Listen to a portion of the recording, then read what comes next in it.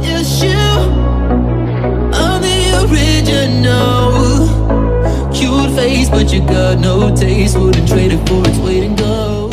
That's why I don't get them fucking messages. So, okay, Cupid is where the serial. Oh my god, it looks like I'm know. naked. Oh my god, I can highlight my shoulders. Okay, so you're. But, like, I don't even know how these. I literally.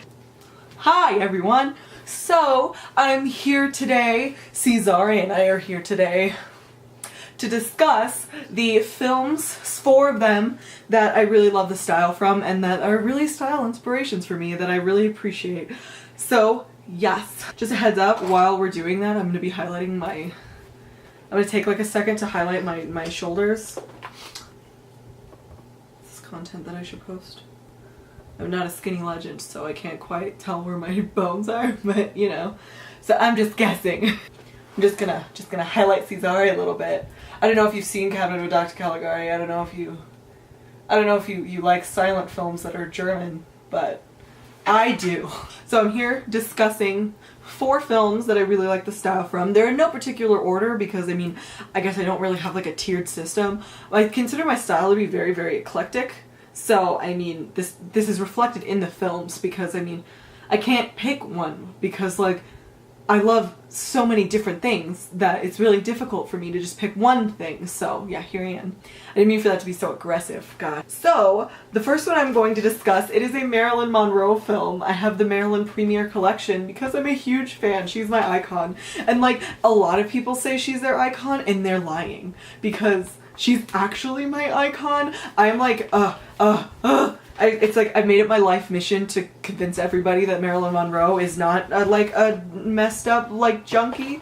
I mean, she just had a difficult life. She's not stupid. She wasn't a hot mess. She just had a hard time. And also she didn't say half the things she said, so quote her right. God, people. So this collection has just all of her films. I think this is the first one. Her first like major role was All About Eve. She was in that for a little bit. She wasn't like a primary like person in the film by any means. She was like in it for a minute. She was in it with Betty Davis for a second at their party. That's All About Eve come through. So the film that I want to talk about that I will finally get to is I'm sorry. Oh my god, wow, this is so fancy. What I want to discuss today is Gentlemen Prefer Blondes. Gentlemen Prefer Blondes is one of my favorite films in term ever of all time. If I was a film, if I had to pick one film to describe myself, it would be Gentlemen Prefer Blondes because I love it so much and I just think it's very similar to me in a bunch of different ways. But Gentlemen Prefer Blondes, I think, is just amazing because it just really encapsulates why I love old Hollywood in so many different ways in terms of style. And part of that is because, I mean, part of why I love old Hollywood so much is that the women were just always on. They were always full drag, full beat, full makeup, full hair, full look. Like, it's amazing. Clothes just serve a different function in our lives, and also film just serves a different function. Old Hollywood, you went to old Hollywood films to get, like, an altered experience or like a different experience that you couldn't get like in your everyday life, so they were a heightened reality. So I mean the clothes within old Hollywood films reflected that. Like, I mean, like nobody walked out, like nobody was getting on a boat in full fur collar, fur muff, fur coat. Like it's just, you know. So yeah, some of my favorite looks from it are obviously, I mean, everybody's gonna say Marilyn's pink dress from Diamonds Are a Girl's Best Friend. That's an iconic look. It's amazing. But some of the looks that I really like, Marilyn Monroe plays a character named Lorelei, and some of her looks that I love so much are, she has this purple top that's like a long sleeved top. So she has this long sleeved top tucked into like a green skirt with a huge belt, and it's just amazing. She has like an all leopard suit when she has an all leopard suit, and then she has another suit when she has another like leopard collared look. So the second one I'll talk about is one that I don't own. So it's In the Mood for Love by Wong Kar-wai. Oh my god. The reason I love this film so much is honestly just straight down to the elegance of it. It's just the clothes are so the patterns of the clothes are so extravagant and so honestly, they're very extravagant, but the way the main actress wears them makes them very believable and very real and very elegant. And I think she's just amazing, and it's just iconic. And also that lipstick stained cigarette in that film is not necessarily like a style thing, but like in terms of my filmic style, I don't know, it's just like an image that is burned into my mind for all of time. It's just, yeah, In the Mood for Love is beautiful. My third film, I have it. It's tied for my favorite film of all time, because it just spoke to me in such a way that was, in just such an elevated way. It's Paul Thomas Anderson's Phantom Thread. Oh my gosh, it is just remarkable. I can't, like, look at this. Look at that. Look at that. Look at. Like, are you kidding me? Are you kidding me?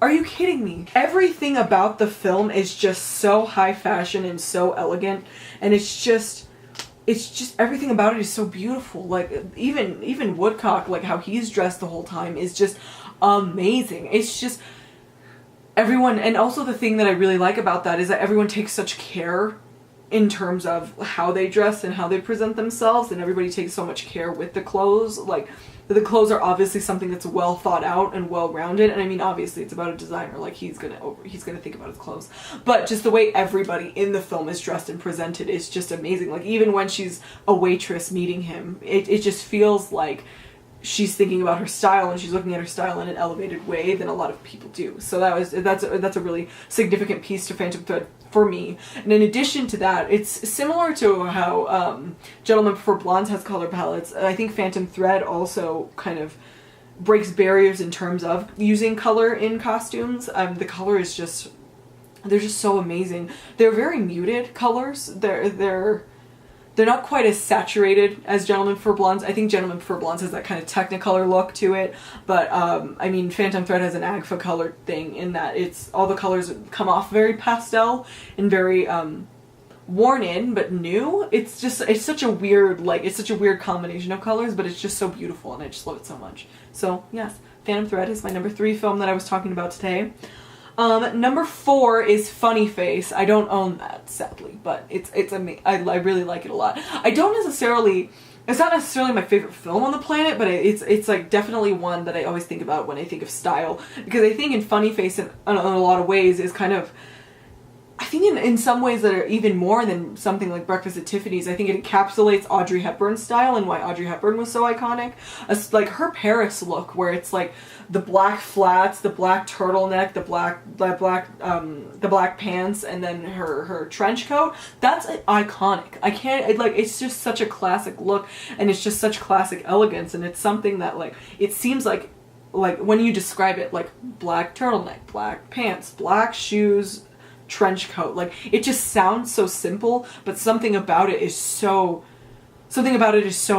significant and so important, or it makes you feel so significant and so important, so put together in a way that in a way that other clothes just couldn't make you feel that way. I mean, it's just really amazing. Like the song Thing Pink and that whole thing. Like, I really love Vogue. I love Vogue throughout the years. I love seeing all the editors, and especially throughout that Diana Vreeland timeline.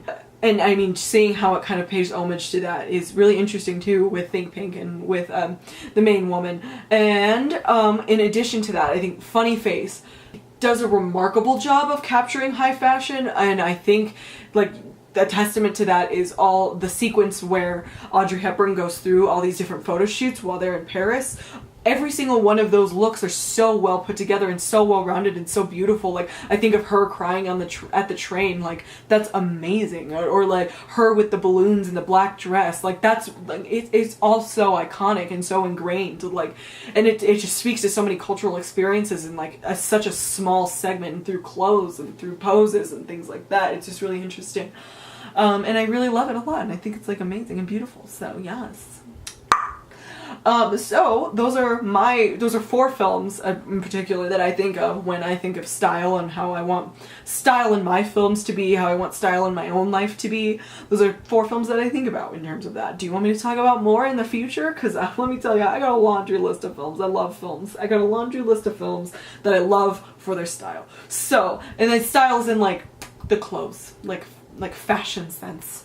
Tell me some of yours. Like, what films do you think of when you think of style? I think films are really important in the development of a personal aesthetic. Like, I mean, if you think of like Flashdance and how that kind of like spearheaded the 80s style, or if you think of like Grease and how like that's still like the Pink Lady look and like the Greaser look is still super significant, super ingrained. And I think part of that is because of those films. I think it's really important. So, let me know what films have kind of spoken to you in that way. These are 4 of mine. Tell me 4 of yours down in the comments down below. So, I will see you guys next time. Stay glamorous, stay cute, I love you.